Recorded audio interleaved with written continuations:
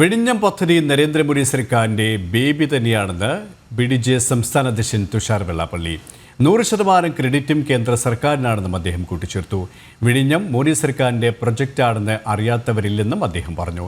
പദ്ധതിയുടെ ക്രെഡിറ്റ് ഏറ്റെടുക്കാൻ ഇടത് വലത് നേതാക്കൾ പ്രസ്താവന യുദ്ധം നടത്തുന്നതിനിടെയാണ് തുഷാർ വെള്ളാപ്പള്ളിയുടെ നിലപാട്. ജാതി സെൻസസുമായി ബന്ധപ്പെട്ട പ്രധാനമന്ത്രിയോട് നേരിട്ട് സംസാരിച്ചിരുന്നു.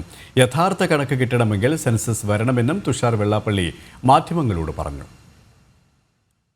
ജാതി സംവരണം കേന്ദ്ര ഗവൺമെൻറ് കൊണ്ടുവരുന്ന തീരുമാനമെടുത്തത് കുറേ വർഷങ്ങളായി SNDP യോഗവും അതുപോലെ തന്നെ BDJസും എല്ലാം ആവശ്യപ്പെട്ടിട്ടുള്ള ഒരു കാര്യമായിരുന്നു. അത് നടപ്പിലാക്കിയതിന് പ്രത്യേകിച്ച് പ്രധാനമന്ത്രിയെ ഞങ്ങളെല്ലാവരും അനുമോദിക്കുകയാണ്. ഇനി ഇന്ത്യയിലുള്ള ജനങ്ങളുടെ എല്ലാ വിഭാഗത്തിൻ്റെയും ജനസംഖ്യാനുപാതികമായിട്ടുള്ള എണ്ണം കിട്ടുക എന്ന് പറയുന്നത് വളരെ വലിയ നല്ല കാര്യമാണ്.